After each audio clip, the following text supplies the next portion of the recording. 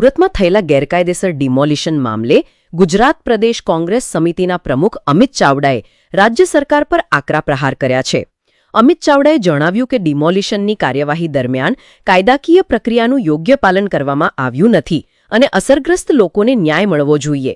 તેમણે સમગ્ર ઘટનાની નિષ્પક્ષ તપાસ તેમજ નુકસાન પામેલા પરિવારોને યોગ્ય વળતર આપવાની માંગ કરી છે. કોંગ્રેસે ચેતવણી આપી છે કે જો સરકાર આ મામલે યોગ્ય પગલાં નહીં ભરે તો રાજ્યભરમાં વિરોધ કાર્યક્રમો યોજવામાં આવશે. હાલ આ મુદ્દે સરકારના સત્તાવાર પ્રતિસાદ પર સૌની નજર છે. જે બિલ્ડરો છે, ભૂમાફિયાઓ છે અને સરકારમાં બેઠેલા લોકોના મિલીભગતથી જે જમીનો પચાવી પાડવાનું એક વ્યવસ્થિત ષડયંત્ર ચાલે છે. એને ક્યાંક ને ક્યાંક સરકારમાં બેઠેલા લોકોની ભાગીદારી સમર્થનથી આ ષડયંત્ર ચાલે છે.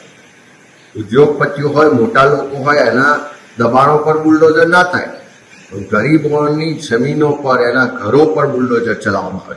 અને સુરતમાં જે વેડનગર વિસ્તારની ઘટના બની છે કે 29 તારીખે કોઈ પણ જાતની જાણ વગર, કોઈ પણ જાતની નોટિસ વગર પોલીસ પ્રોટેક્શન, એમાં પણ ખાસ કરીને એસઓજી ને એલસીબી ના કર્મચારીઓ, અધિકારીઓની હાજરીમાં બુલડોઝરો આવે છે.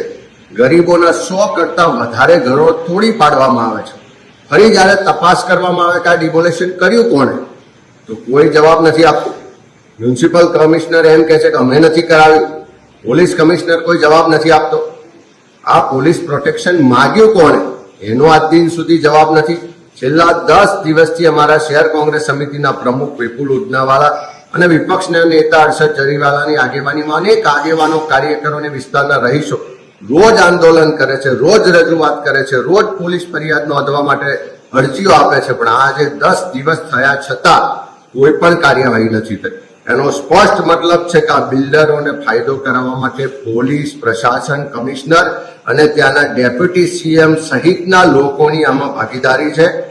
અમે સરકારને કહેવા માંગીએ છીએ કે તાત્કાલિક આવતા 3 દિવસમાં જે લોકોએ ખોટું ડિમોલેશન કર્યું છે, ભૂતિયા ડિમોલેશન કર્યું છે, એની સામે પોલીસ ફરિયાદ કરો, લેન્ડ ગ્રેબિંગનો ગુનો દાખલ કરો. જે પોલીસ અધિકારીઓએ ખોટી રીતે પોલીસ પ્રોટેક્શન આપ્યું છે, જે કમિશનરના લોકો ઇન્વોલ્વ હોય એ બધા જ પર એફઆઈઆર કરો. એમ કરવામાં નહીં આવે તો આવતા 3 દિવસ પછી પ્રદેશ કોંગ્રેસનું પ્રતિનિધિ મંડળ સુરત જશે.